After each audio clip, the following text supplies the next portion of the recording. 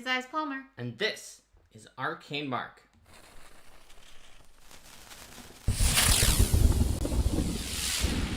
Hello everyone! Hi! Welcome to Arcane Mark. Today we are going to be talking about making the most of dragons, the ultimate tabletop RPG monster. Now, we've had an episode before where we mentioned that the number one flaw of the use of dragons in adventures is not using them at all due to the idea of them being too ubiquitous or too overplayed. You can watch that video if you want to see sort of like macro usage of dragons, but here we're going to be narrowing in about very specifically how do you play a dragon, how do you role play a dragon, how do you play the dragon's tactics, and how do you make sure that this dragon is going to make an impact in your campaign. And to be clear, we're not going to be focusing on other dragon-type creatures like drakes that fill the niche of dragon-themed but lower level and not as powerful and not as cunning. We're going to be focusing on the classic true dragons, the ones that you'll see in a lot of tabletop RPGs that are inspired from stories from all over the world. That's right. So the idea of dragons is that they are just so mythical in people's mindset. Even non-tabletop RPG players know what they are. They know that they're important. They're major opponents. And so as a GM, you might hope that just if you use a dragon at all, that you're guaranteed to have this like major gravitas encounter. You're guaranteed to get awe from your players and to have a big impact. Now, that might be true even if you don't do anything else with dragons, because they do add a little bit of something to the mix.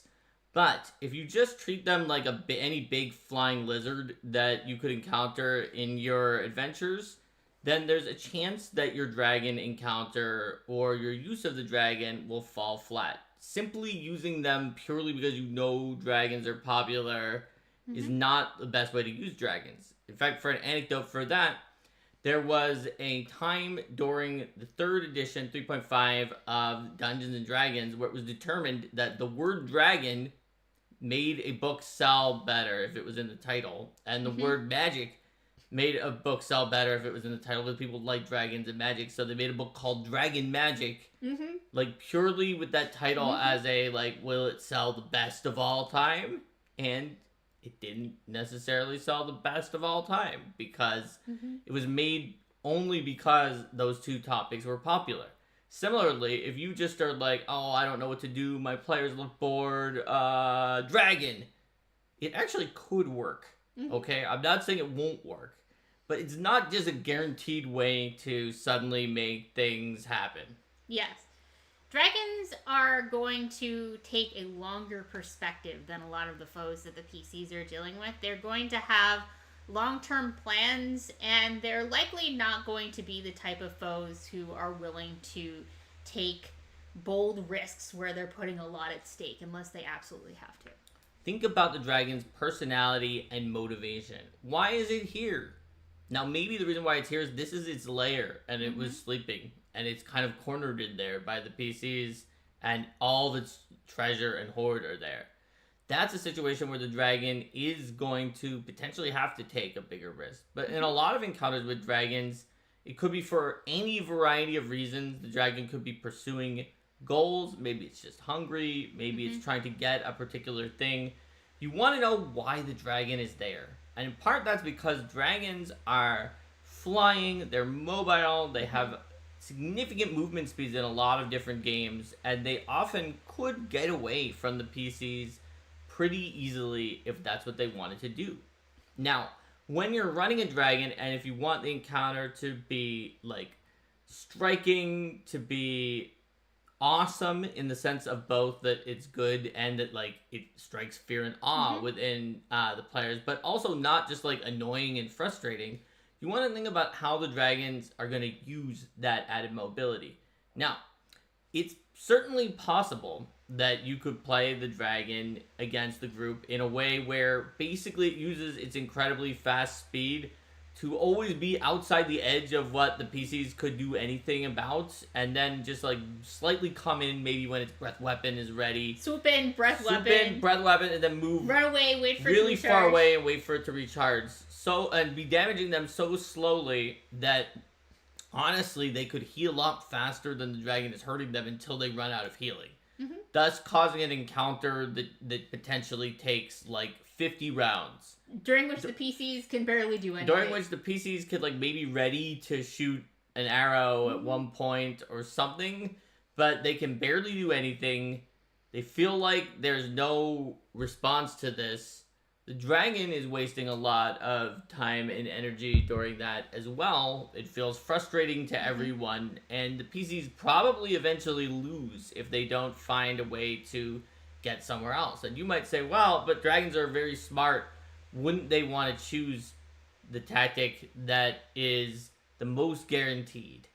And the thing about dragons is that most types of dragons, even the ones that aren't like stated to be the most arrogant of all dragons, have at least enough pride in themselves as dragons that their first response to seeing a group of these tiny little things, let's do the most careful and cautious fighting mechanism possible. That will take a lot of my time and energy and honestly give them several chances to potentially escape if they can get down into a place that's too narrow for me to chase them or somewhere that doesn't allow me to fly as easily. They would normally, and it's more interesting by far of an encounter, like engage heavily for a little bit, and if things turn out to be harder than they thought in the fight and not worth it for their goals in where they are, then use that speed to hightail it out of there and become a recurring part of your campaign. Dragon's speed makes it very easy for them to have an escape route without needing some weird teleportation or other gimmick, because it's just like, well, all right, but I fly away hundreds of feet.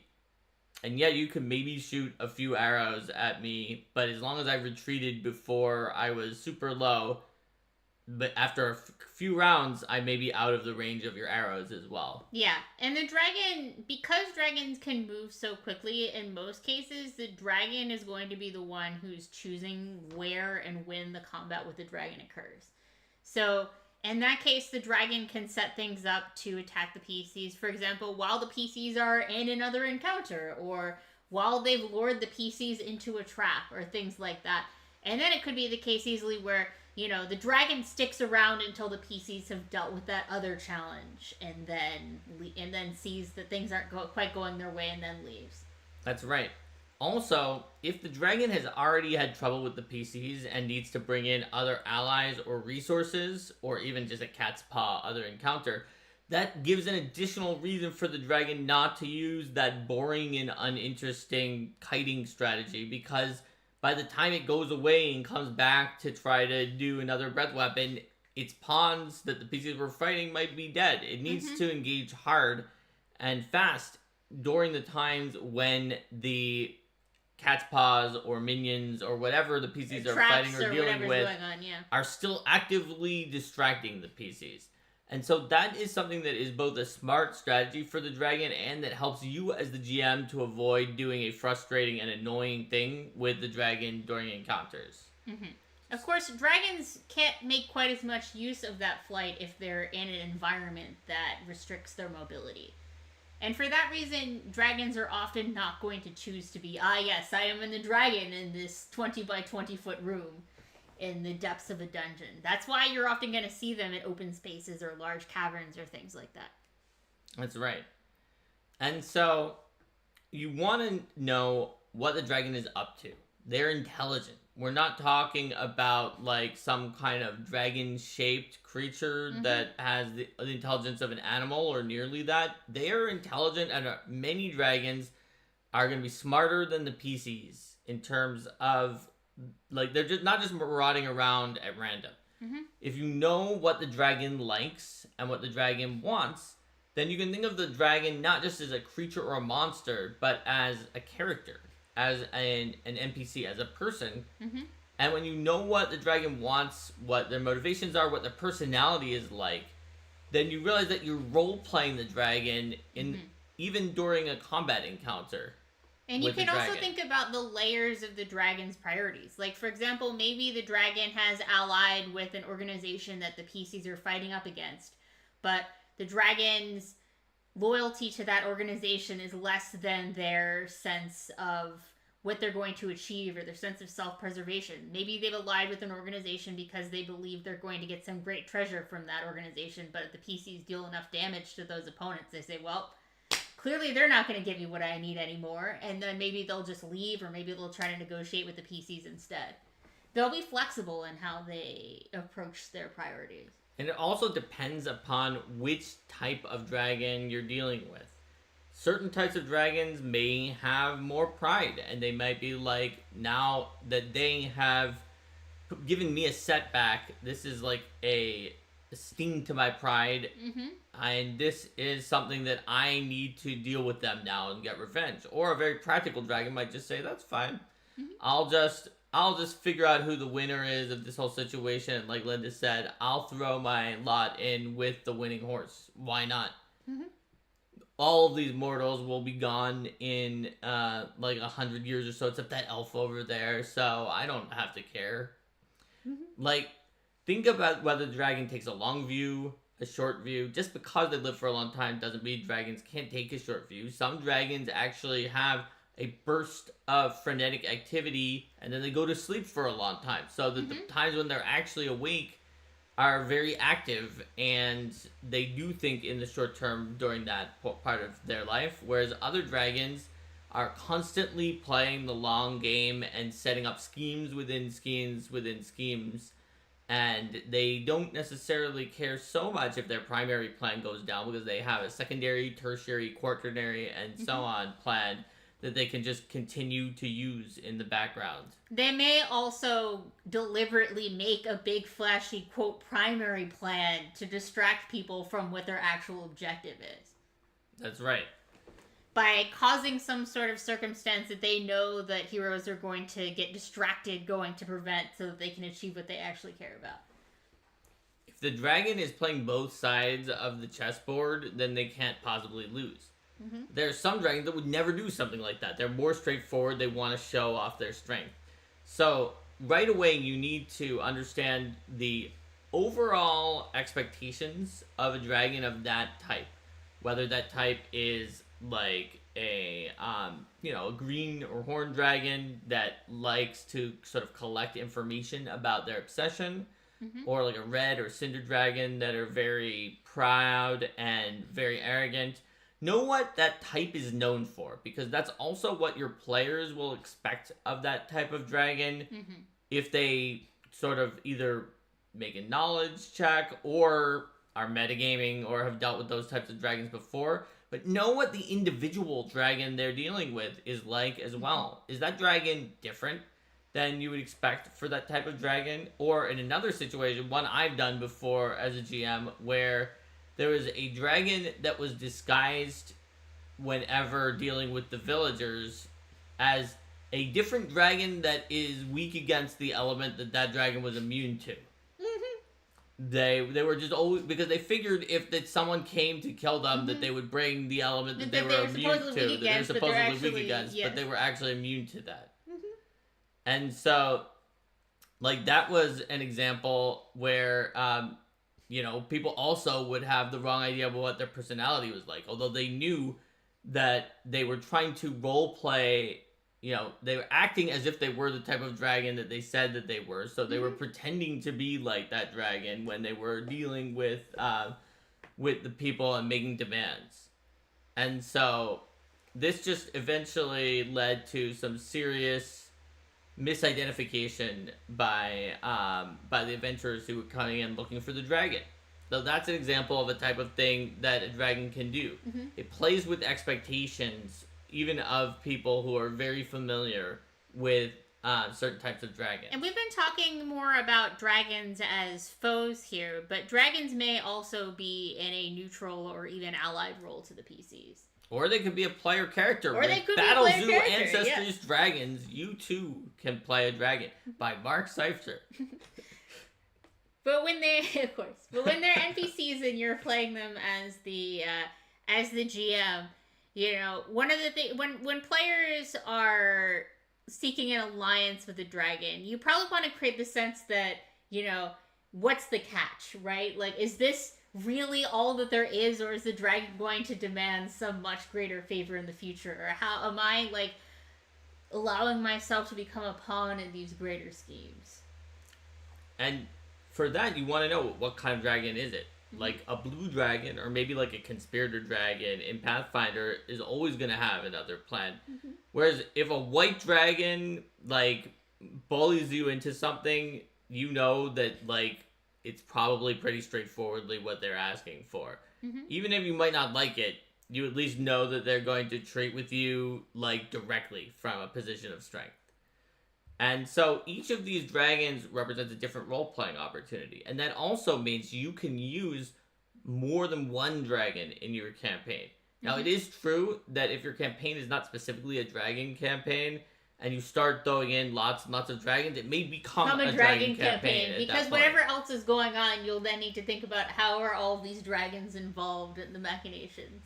But having multiple dragons who have conflicting goals, conflicting personalities, and behaviors can also help contrast each other so that you have more of a feeling for your players of, oh, that's what this dragon is like. This is especially true if some of your players may be new to tabletop RPGs, or at least new to whatever game you're playing and the types of dragons that are in it. Because otherwise they might get the idea that whatever, like, the first dragon that they meet is like, that's what all dragons are like. Another thing to consider when you are presenting dragons is the age of the dragon. Because the younger that the dragon is, the less experience that they have, the more likely that they are to take that shorter perspective, to take risks, to be looking to prove themselves. They don't have as many resources established. Whereas once you get up into toward that ancient great worm level, they probably either have schemes within schemes, or like massive defenses or other things that they have going on that's going to make opposing them rather difficult, as well as lots of contingencies for clearing out if necessary. When you're talking about dragons in age, you also want to think about, when you're dealing with the older ones especially, when were they actually, like, born? What were some of the early things they were dealing with, if you know the history of your campaign setting? And then think about the fact that they survived from that entire time up until now. If you've got a 1,000-year-old great worm, and you even have any idea what was going on 1,000 years ago in your campaign setting, that was when that great worm was growing up. That was when that great worm was weaker and was first learning things. And they might have taken lessons from the history of that time period, where, like, if 1,000 years ago was the age of ruin and everything was terrible and there were like giant wars and like the demonic planes were encroaching upon the physical world, like that might be something that this great worm like still thinks about even 1,000 years later. And they survived it, even when they were a young dragon. In addition to shaping their personality and abilities, it also shapes the knowledge that they have, as well as the kinds of items that the PCs can find or gain from their horde. That's right. And if they made it to Great Worm, you want to think about how many other dragon slayers or would-be dragon slayers have they dealt with before? Other dragons challenging them for their territory, other creatures, and they've never lost enough to have died. Maybe they were chased off. Maybe they lost their lair or their horde in the past to a challenge. Maybe they had to retreat with that very fast fly speed, which we mentioned before, from a particularly mighty dragon slayer, and use the one weapon more powerful than their claws, their jaws, or their magic to defeat that dragon slayer. Time. By simply leaving for long enough that the dragon slayer either becomes old enough that their skills are dulled and the dragon can get revenge on them directly, or just dies of old age. And now the dragon is safe from that one dragon slayer who could challenge them. There's all sorts of situations that you can have and relationships that this dragon might have had with other creatures, whether they be nemesis or friends, throughout the ages. Like, your characters might be the only people, especially if it's a one-off encounter and the PCs win and they don't escape, who ever encounter the dragon directly on screen in your campaign. But that doesn't mean these are the only people that the dragons ever had to deal with, especially for an older one. So, and that's also thinking about in terms of the allies that the dragon has and where they're placed, whether they're defending the lair or whether they're out in the city. What role do they have in telling the story and the legend of the dragon? And what about other people who are talking about the dragon? What do they say? Because if there's a dragon nearby, people probably know about that. Unless the dragon's taking pains to make sure they don't. that's right. And if they are, why? Why are they taking pains to hide their presence?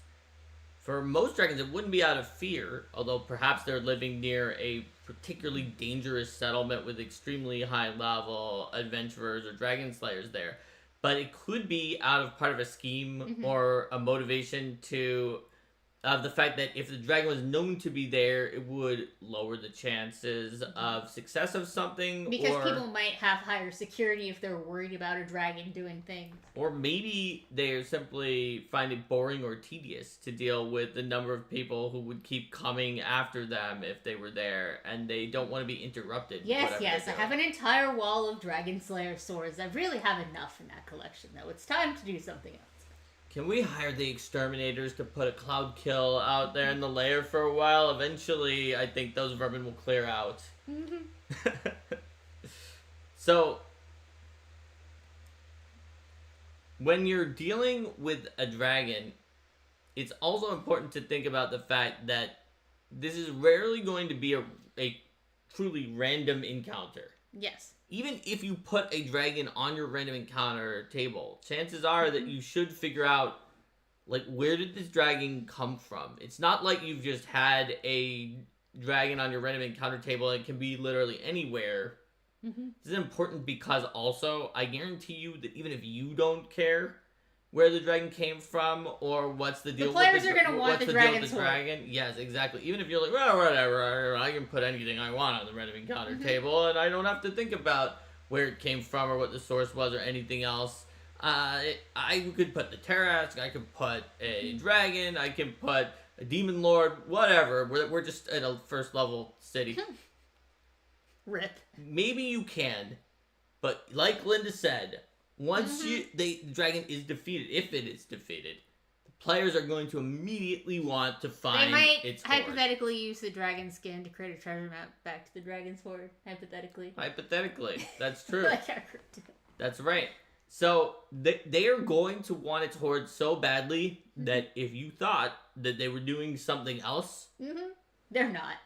And you put this in as a random encounter table, and then you rolled that on the table, and you don't immediately have an answer for where it is, and the answer is close or on the way to the thing you wanted them to do, then you're about to be disappointed. Because they are going to go and look for the dragon's hoard, because dragons are known for having a lot of treasure. They don't want to have to deal with the pain of defeating, and somehow they defeated it while it was probably on as a random encounter despite its speed, this powerful dragon, and then not get the treasure? Yeah, right? Okay, maybe your group is different than the average group. Every group is different. Maybe they won't do that, but I think it's pretty likely that they will. Maybe they'll finish what they're on the way to and then get the dragon sword. Yes, I think it's pretty likely that they will, so it's very important to think of the context of the dragons. It doesn't have to be something that you spend hours plotting in advance. It can be just a little simple thing of like, well, these dragons tend to live in mountains. There's a mountain like a little bit to the west of here.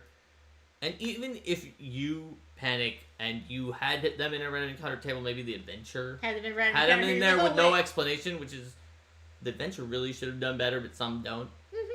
You can allow the players speculation to, which they will. They'll be like, "Where do we think it is?" Maybe it's in the to mountain give you over time and ideas to think about it. They'll be like, "Well, these dragons tend to live in mountains. Maybe it's in the nearby mountain." And you might be then at that point be like, "That is pretty plausible. This adventure doesn't say." Okay, I'm gonna have them maybe roll some checks to find signs of the dragon in the mountains, and maybe there's a few more random encounters along the way. With the mountain lion, there's an encounter with mountain lions while I'm figuring this out. It doesn't take too much thought to run an encounter with mountain lions, right? That's right. So Kojo is wondering about like the idea of the legend of that dragon in your campaign as an angle. So yeah, exactly. That's what we were talking about. Where a dragon is not just some random thing that comes in out of nowhere. It might be for the purpose of your story that it does come in out of nowhere with no warning. But that doesn't mean it was random. That doesn't mean from the world's perspective. In the world's perspective, even from the player's perspective, it could be that they would they had no advance warning. You were walking along the road and suddenly a dragon flew overhead. Yep, but they would later discover the context of that dragon because from the world's perspective, this dragon is a big major creature. Yeah. It's an apex predator. It has been eating the types of things that it needs to eat in a large enough quantity for a very significant amount of time. It's been plotting. If it's one of the types of dragons that plots, it's been doing whatever a dragon does best. And so all of that time, unless this is like a baby dragon, and that is a story you can tell too. It's like the dragon just hatched. It's a very low level story. Yeah.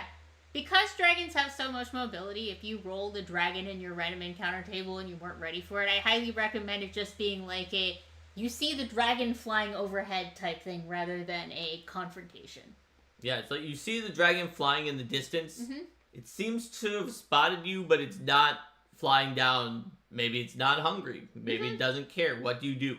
And then if your players are like, how big is that dragon? And you're like, probably 100 feet from one end of the one wing to one end of the other wing. Like, okay, well, when I just got up to level 2 and I gained a far shot feat, which allows me to shoot things from really far. So I'm going to shoot an arrow at it. Okay, it's a 100-foot dragon. Yeah, but it's within the range of my far shot feat, right? Well, I guess so. All right, let's let her rip. And they missed clearly. They missed, but they might have actually hit against contact its with scales. the scales and then bounce off. So the question is how the dragon's gonna respond to that. Like if they blatantly provoke it, you even in that case where it's just flying past, you may need to know the dragon's personality if your party are particularly suicidal. But in that case, there could be one of those more warning shot type things rather than a TPK. That's right. What it could be is that the dragon turns the nearby forest to cinders and it's like, you want to shoot that bow at me again. Or potentially the dragon swoops past and does a breath weapon. And okay, at level 2 that might actually kill everybody. Yeah. But if I was thinking about how you don't kill them in that case. If you're level 5, even if it's a much higher level dragon, it's possible that that most of the party survives while being unconscious on the ground. Yes. And maybe one person wasn't in the area because it just didn't bother to hit, and that person has to stabilize. So and, oh my gosh. One of the people maybe died of massive damage, probably the wizard. Yeah. Unless the wizard was the one who was left out. And you're like, oh no, and then it just flies away. Yeah. It would depend on the dragon's personality, how much they'd be willing to The tell. dragon might be like, they shot one arrow at me, so I'm just gonna breathe one little breath weapon at them, and then that's it. That's even. That's even. We'll just leave it at that. I don't mind. They've learned their lesson after this, or are dead. Yep. And I'm not even gonna stop to see which of those two is the case. Yes. Whereas others might be just others might just treat them almost like you might if there's an animal and there are wild dogs living nearby, that's fine, they're cute. Oh, but this one bit a human. Now we're gonna put it down because it bit a human or something like that. That people sometimes do treat an animal that attacked a human as if no, it has learned a bad lesson and it must be put down. And so that dragon might do that. It might be come down, just kill the archer. Which of you shot me? Just go down, kill the archer. And other people are like, whoa, why did you just do that? And it's like, this one needed to be put down. I think it was rabid. You killed our friend. It shot me with its little twig thing. It should know better. It learned a very bad lesson that needed to be put an end to, right? I trust you all understand that lesson. You could think of dragons, depending on their personality, as treating humans in almost any different kind of way. One of which could be think of ways that humans treat animals or other beings that are like humans consider ourselves to be so far above animals or other denizens of the earth that are not humans that a dragon might do some similar things to that. And just when asked, be like, yeah, but they're not a dragon. These are lesser life forms of this world. That's just how things go.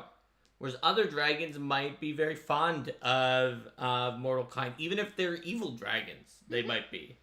And think of them as their horde that they're collecting as their minions and treat them well. Whereas others might think of them as tasty treats. Like, it just all depends on the dragon. And if you treat all dragons unilaterally as the same, then it doesn't do credit to the dragons. Another thing to consider with dragons, too, is while there's a lot of variety within different dragon families, there's also a difference in sort of the traditional portrayals of Eastern dragons versus Western dragons. Whereas in a lot more of the Western stories, you'll see like the dragon is the monster that you're fighting or whatever, and you will often see more with Eastern dragons, negotiating with dragons as rulers, dragons. That doesn't mean that they're always going to be like good aligned or anything like that or friendly, but it does mean that the way that they're portrayed is a bit different. Yes.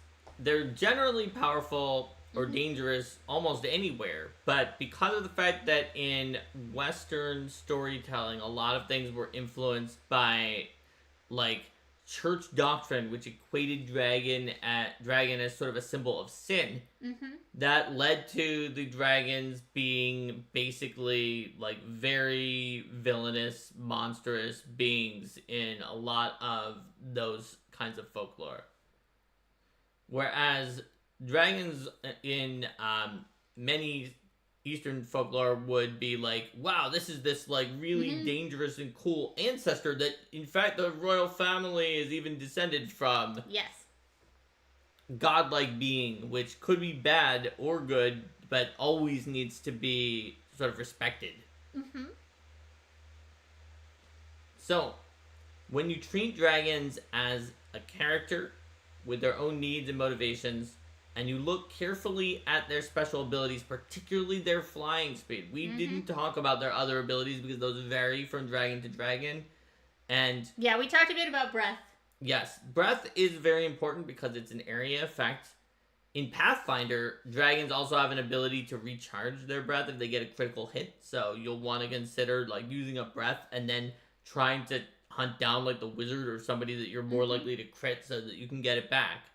But dragons' abilities vary and their tactics will vary based on that too. But they want to use abilities that make the most of their tactics while allowing them to sort of come in hard and fast and then use their speed to make their escape rather than just be like, well, technically they can barely respond to me by running away, like we mentioned earlier on. Yeah. Generally, a lot of dragons might be either like a spellcasting dragon that has a lot of magical tricks up their sleeve, or a dragon that's focused more on martial prowess and has a lot of special abilities in that regard. If you're making a new custom dragon, that's worth considering too. The dragons tend to have a fair number of abilities that they can bring to bear, especially as they grow into the older age categories. That's right. So if you use these abilities, as well as the personality and the history, sometimes a very long history of the dragon, and put them together, the dragon will almost be able to speak to you, and it will help you understand and play and roleplay the dragon by giving you an idea of where to go next, because these pieces sort of come together and paint a picture or a roadmap for how the dragon is going to be associated in your campaign. And if you do that, then I guarantee your use of the dragon is going to be more impactful than if you hadn't thought about any of that and just sort of use them like you would any random encounter of a dire wolf that just showed up in the adventure. It's always dire wolves when we're talking about getting attacked on the road by a red and Bandits and dire bandits wolves. and dire wolves, man. Possibly together. Bandits riding dire wolves. Yes, goblin bandits riding dire wolves. There we go. There we go. Perfect. All right. So, thank you for watching, everyone. If you like this kind of content, please like and subscribe, or you can even join to support us. And we will be having a vote right now to see We're doing what not our this episode Saturday, will but the be. Saturday after that. 2 Saturdays from now. So we should be back 2 Tuesdays from now. Yes. Unless something goes very odd, we will be available 2 Tuesdays from now, not this Tuesday. So the next Arcane Mark episode is, in fact, going to be October 7th. That's the 7th of October. So you can vote for either Build a Hazard Workshop. We'll build a hazard on here, a trap, an environmental hazard, a haunt, whatever you guys want. Ask Arcane Mark, Save My Game Q&A. You can ask us for questions to save your game. GM tools, dungeons, hexes, islands, and node-based design about how you can use nodes instead of continuous design to make things more approachable and make decisions matter. Arcane Mark Plays, where we'll play a game on here, or Eldamon Element, where we will cover another element. Or 6 other. Come up with an idea, and we'll put it in there. That's right. I see we have our first vote for hexes, islands, and node-based design. Dungeons, hexes, islands, and node-based design. Dungeons, hexes, islands. Yes, I missed the dungeons there. Dungeons. And dragons. Yes, we did dragons, so we could do dungeons. Naturally. Is that why you thought of that? No, I thought of islands because we were going to an island. There we go. All right. So this usual stream of consciousness. Ideas. So we have one vote from Kojo. Does anyone else want to vote? Otherwise, Kojo will be able to make this decision unilaterally. Okay. It seems like we're doing dungeons, hexes, islands, and node-based design. Oh, another vote for 3. Another vote for 3. So yes, you definitely are. All right, awesome. Take care, everyone. Have a great weekend. Have a great week. We will catch you on the 7th of October or whenever you're next come over to the Arcane Mark